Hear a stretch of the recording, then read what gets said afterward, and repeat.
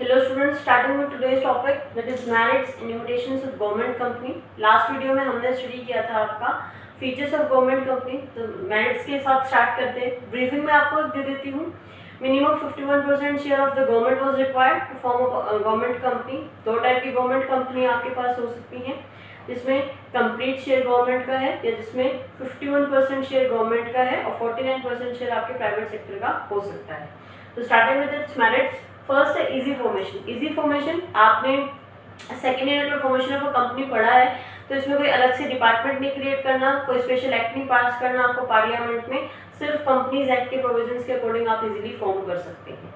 Next आता है autonomy इन operation. Companies act के प्रोविजंस लगते हैं और गवर्नमेंट कंपनी अपने अकॉर्डिंग अपनी चीज़ें डिसाइड करती हैं, तो वहाँ पे फ्रीडम है उनके पास अपने अकॉर्डिंग ऑपरेशंस को, यानी कि अपने अकॉर्डिंग अपनी कंपनी के मैटर्स को रन करने का। फ्लैक्सिबिलिटी का मतलब होता है कि एडमेंट ना होकर के चेंज के साथ चेंज हो जाना एक तरीके से, इस कंटेक्स्ट में कि आपके पास जब भी ज़रूरत अराइज हुई है तो उसके अकॉर्डिंग आप अपनी पॉलिसीज़ को फ्रेम कर सकते हैं, उनको चेंज कर सकते हैं। तो वो एक फ्लैक्सिबिलिटी वाली जो चीज़ है वो आपकी मेरिट की तरह काम करती है। नेक्स्ट है क्विक डिसीजन। जब भी हम बात करते हैं क्विक डिसीजन की, तो क्विक डिसीजन कहने का मतलब है यहाँ ना तो कोई रेक्टिपिज्म है, ना कोई पॉलिटिकल इंटरफेरेंस है। आपके पास गवर्नमेंट नॉमिनेटेड डायरेक्टर्स हैं, वो अपने अकॉर्डिंग अपने डिसीजंस ले सकते हैं। इजी फाइनेंसिंग कहने का मतलब होता है कि अगर गवर्नमेंट नहीं भी फंड दे रही है तो गवर्नमेंट कंपनी पब्लिक से जाकर के इजीली बोरो कर सकती है, तो उस केस में फाइनेंस जो है वो इजी हो जाता है और आपको गवर्नमेंट सोर्सेज के ऊपर डिपेंड नहीं रहना पड़ता है। एंड नेक्स्ट है बेनिफिट ऑफ प्राइवेट पार्टिसिपेशन। ये इंपॉर्टेंट है। जब हम बात करते हैं कि 51% शेयर तो आपकी गवर्नमेंट का है और 49% शेयर आपके प्राइवेट सेक्टर का है, तो कुछ डायरेक्टर्स आपके यहाँ से आएंगे तो आपके प्राइवेट सेक्टर से भी डायरेक्टर्स होंगे, तो उस केस में बेनिफिट आपको क्या मिलेगा कि जो प्राइवेट सेक्टर से आए जो डायरेक्टर्स हैं वो प्रोफेशनल्स होते हैं और उस केस में आपको फिर उनकी प्रोफेशनल एक्सपर्टीज का बेनिफिट मिलता है। ये तब हो गया कॉइन का एक पहलू। अब कॉइन का दूसरा पहलू देखते हैं, यानी कि मेरिट्स हमने कर ली हैं। लिमिटेशंस अगर हम स्टडी करें तो सबसे पहला आता है इनकम्प्लीट ऑपरेशनल ऑटोनॉमी। यह आपने तीनों ही फॉर्म्स में देखा है कि वो एक मेरिट की तरह भी काम करता है और वो एक लिमिटेशन भी बन जाता है। तो इनकम्प्लीट ऑपरेशनल ऑटोनॉमी कहने का मतलब है कि कंप्लीट ऑपरेशनल ऑटोनॉमी यहाँ नहीं होती है, पॉलिटिकल इंटरफेरेंस होता है। अब किस तरीके से होगा पॉलिटिकल इंटरफेरेंस? जो गवर्नमेंट नॉमिनेटेड डायरेक्टर्स हैं वो आपके पास प्रॉपर एक मिनिस्ट्री से आएंगे और उनके जरिए मिनिस्ट्रीज इंटरफेयर करना स्टार्ट कर देती हैं आपकी गवर्नमेंट कंपनीज में अपने अपने बेनिफिट के लिए, तो उस केस में वो कंप्लीट फ्रीडम वहाँ नहीं रहती है एक रियल पिक्चर में।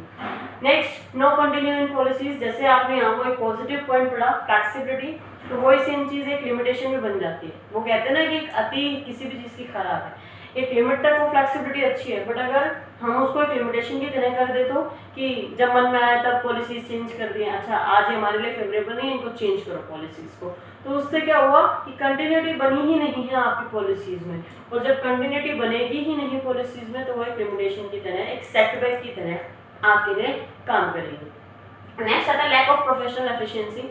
अगर हम बात करें गवर्नमेंट कंपनी की तो मेजोरिटी जो है वो आपके जो डायरेक्टर्स हैं वो गवर्नमेंट नॉमिनेट करेगी और उस केस में फिर वो आपको पता ही है गवर्नमेंट ऑफिसेज में काम कैसा होता है, तो जो गवर्नमेंट नॉमिनेटेड डायरेक्टर्स होंगे वो गवर्नमेंट की ऑफिसेज की तरह ही काम करेंगे और वहाँ वो जो प्रोफेशनल एफिशिएंसी, कॉम्पिटिटिव स्पिरिट है या एक डेडिकेशन वाली जो चीज़ है वो मिसिंग हो जाती है, तो वो एक लिमिटेशन की तरह काम करती है। आई होप आपने कोई ना कोई गवर्नमेंट ऑफिस ज़रूर विजिट किया हो, चाहे वो अपना पोस्ट ऑफिस रहा है, चाहे गवर्नमेंट हॉस्पिटल्स रहे होंगे। डॉक्यूमेंटेशन अच्छा इस रूम से इस रूम में जाना है, एक बर्थ सर्टिफिकेट लेने के लिए भी आपको 10 जगह चक्कर निकालने पड़ते हैं, बट अगर आपकी जानकारी है तो वो विद इन 5 मिनट्स आपका काम हो जाता है।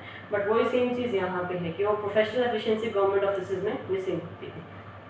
फियर ऑफ पब्लिक अकाउंटेबिलिटी, ये बहुत चीज़ है। पब्लिक का मतलब है कि अब यहाँ पे पार्लियामेंट में आपको जवाब देना पड़ेगा, जैसे कंपनीज के आपने पढ़ा है या पढ़ोगे भी आप अभी अकाउंट्स में भी, कंपनीज के P&L, और मेरे साथ आपने BS में भी तो पढ़ा है कंपनी की आपकी लिमिटेशंस में, किसी क्रेसी वहाँ नहीं है कि कंपनी की P&L अकाउंट, बैलेंस शीट वगैरह जो न्यूज़पेपर में पब्लिश हो जाती है, तो वहाँ से कॉम्पिटिटर्स को सारी चीज़ें पता चल सकती हैं।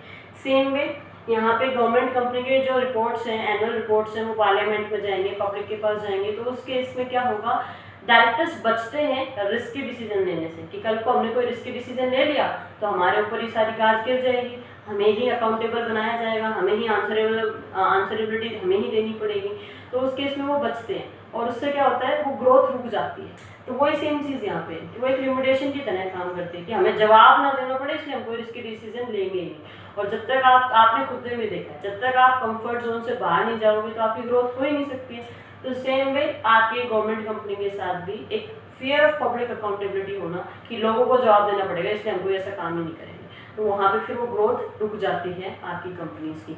इसी वजह से प्राइवेट सेक्टर जो ग्रूम करता है और गवर्नमेंट सेक्टर वहीं स्टेगनेंट रह जाता है। और अभी आपने न्यूज़ में देखा भी होगा आपके मिस्टर मुकेश अंबानी के बारे में भी, किस तरीके से उनकी वेल्थ जो है वो डे बाई डे इंक्रीज हो रही है और वो आपकी फिर 4th रिचेस्ट पर्सन भी बन सकते हैं। तो वो सारी चीज़ें हैं जो आपने स्टडी की हैं, और इनकेस आपने न्यूज़ में सुना हो तो वो भी आपने देखा होगा। And he is from a private sector, obvious सी बात है। बट अगर हम गवर्नमेंट कंपनीज की बात करते हैं तो वहाँ पे ऐसे नाम नहीं आते हैं। तो वो कुछ लिमिटेशंस इस तरीके की ही काम करती हैं। Well, I am not targeting that particular thing, but आपको एक हिंट दी जा रही है, तो आप रिलेट कर सकते हैं सारी चीज़ों से। तो 3 फॉर्म्स आपने स्टडी करे, first departmental undertaking, second statutory cooperation, third government company. इसकी यूटिलिटी और एक लास्ट टॉपिक है हमारे 3.1 का जॉइंट सेक्टर, वो हम करेंगे आपके नेक्स्ट वीडियोस में। 3.2 जो है जिसमें आपकी MNCs है, ग्लोबल एंटरप्राइजेज है, आपका पब्लिक प्राइवेट पार्टनरशिप है, वो सब फॉर द टाइम बिंग यानी कि आपकी इस सेशन के लिए आपके सिलेबस से डिलीट किया गया है because of this corona pandemic. तो हम एक लास्ट टॉपिक जो रहेगा वो हम स्टडी करेंगे आपके नेक्स्ट वीडियोस में। तब तक के लिए stay home, stay safe, thank you.